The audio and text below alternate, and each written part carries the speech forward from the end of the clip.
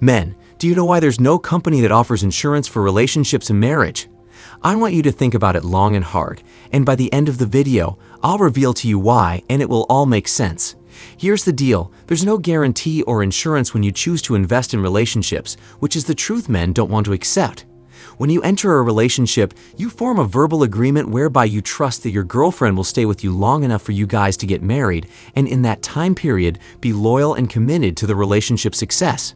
But if you know anything about business, you know you have to get things in writing with a signature at the bottom, or you have zero power or leverage.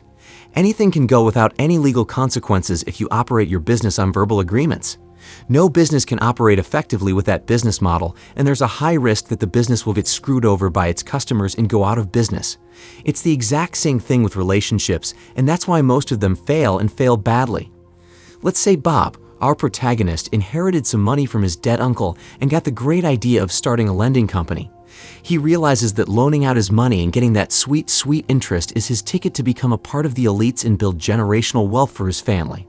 The problem is Bob is dumb. He isn't RP about his finances. Instead, he's blue pill regarding money and how businesses operate. So with time, he opened up the business and hired the necessary employees, but decided to operate his business based on the trust model instead of getting insurance and forming contracts with the people he lent to so he could have legal protection. So as you can see, Bob, the blue pill businessman, went out of his way to set his business up for failure because he is ignorant. You cannot trust word of mouth or people to be honest and do the right thing. So in the 3 months of the business operating, he lends half of his inheritance to his customers. Some of them pay as they can. Sometimes they miss a month. Some pay according to their verbal agreement, and some people Bob never hears from them again. So at this point, Bob is starting to worry because of the inconsistent and unpredictable income he receives each month because it's not enough to meet the bare minimum expenses to keep the business afloat. But blue pill Bob thinks it's just the nature of the business, and eventually they'll pay him back and he'll get things under control. So he dips into the money that should be used to lend to customers to keep the business afloat. Fast forward to month number 6, and more than half of Bob's customers have stopped paying their loans back. He used up all his remaining funds to continue lending and keeping the business afloat, and he's still not receiving enough money to sustain the business. In month number 7, he is in the red and owes his employees more than half of their salary, so he decides to dip into his personal savings to keep the business running and pay his employees the remainder out of pocket. And finally, we fast forward to month number 9, and Bob is forced to file for bankruptcy, and he loses all of his inheritance, and the business gets shut down for good and is labeled a failure. He lost all of his money because he was naive about how businesses operate, and he was hopeful and trustful that the people he lent money to would repay their loans each month and keep their end of the verbal agreement. Now, Bob is forced to build back from scratch all because he didn't have any insurance, collateral, or legal protection to force his customers to repay their debts. This story, while bizarre, is definitely what you ninjas do in your relationships and why inevitably it fails, and it's meant to fail. In relationships, similar to Bob's business, you're entering a business contract with your girlfriend based on trust and a verbal agreement that both of you will be loyal and stick by each other until you guys marry, because no woman enters a serious relationship without expecting marriage to come later down the line. But the problem is there are no consequences for breaking the agreement. There are no legalities to protect your neck if you guys break up and she did you dirty, or you are about to lose stuff you bought together, and there's no insurance to reimburse what you lost in the relationship and recoup your funds. So in essence, you have zero protection from ish going left, and you can do nothing to stop your client or business partner from screwing you over. Think about how dumb that is for a second. You guys get together, commingle funds, and when one person decides they no longer want to be in the partnership, the next person has to lose bigly without any protection whatsoever. To me, that alone makes entering relationships dumb. So why are guys still making verbal agreements with women that will more than likely impact their lives and finances negatively? That is what I don't get. Since you guys operate like a business, shouldn't you have some sort of protection set in place before committing? But see, relationships don't have any of that available for the most part. The only protection you have is a cohabitation agreement and an NDA, and still you guys can lose in other ways, so why even try when the deck is stacked against you? The only thing that makes sense is for men to avoid relationships altogether, because the only way to ensure you don't lose is to not play the game in the first place. That's how I look at relationships. There's no guarantee that the person you made a verbal agreement with will uphold their end of the agreement because they face zero consequences for breaking the agreement, and that's the truth. Let's look at marriage and see if it's any better. Marriage is a contract that goofy ninjas make with a state or government that stipulates that if the marriage ends, the breadwinner, which will be mostly men because women marry up, will be held liable to get raped by the system regardless of who ended the contract. Even if the woman is the breadwinner, sometimes the courts will still treat the man unfairly and grape his assets until his finances look like spoiled strawberry cheesecake. You're more likely to see that than a man getting justice for being done dirty by his business partner. Always remember the wise words of CGA, men are in love, women are in business, and you'll realize that real quick when she decides to monkey branch to the bigger and better deal, and the finances need to be split.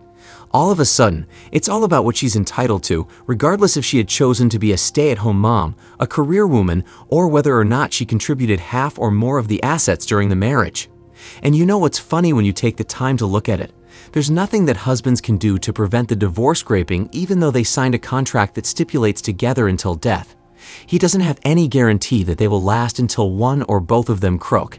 Even though they signed a contract, he's not all that better off than the guys in a relationship regarding guaranteeing a successful marriage or protection if the marriage fails.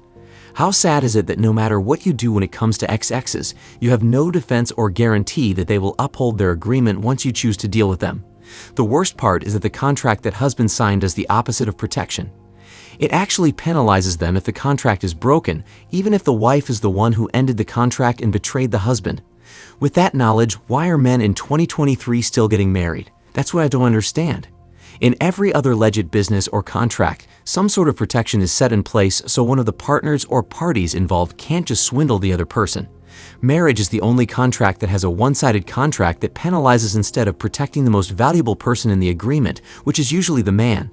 This is how backwards the institution of marriage is, and it was designed to take away primarily the breadwinner's resources, which are usually men.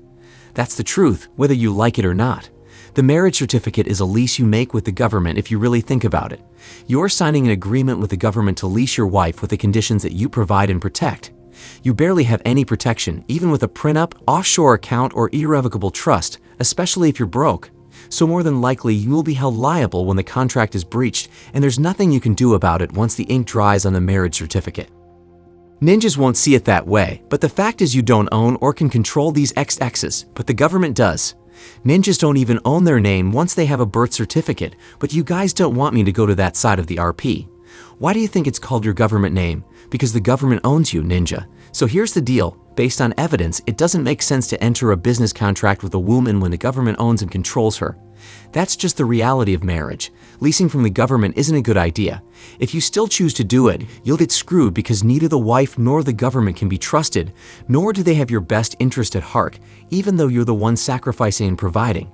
And if you earn less than the woman you want to marry, that just makes it even worse. If that's the case, don't even think about marriage.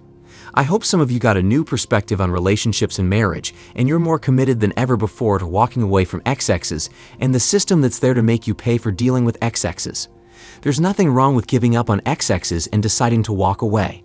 They don't love, care, or want to be with you guys for the rest of their lives, and they certainly don't want any of you to be the last man to ravish their cookie. So why on earth would you still wife them up? Just walk away and find a different strategy that works for you. There's monk mode, going your own way, and the free agent lifestyle. Pick your poison, guys. You can choose relationships and marriage where statistically you'll be miserable or get divorce raped to kingdom come, or any of the three alternatives that aren't perfect but offers more protection and freedom. Before class is dismissed, I promised I'd tell you guys why relationships and marriages don't have any businesses that provide insurance in case something goes wrong or it ends. Well, they don't do it because all of them would be bankrupt within a year with how much BS happens and the high rate of failures in relationships and marriages.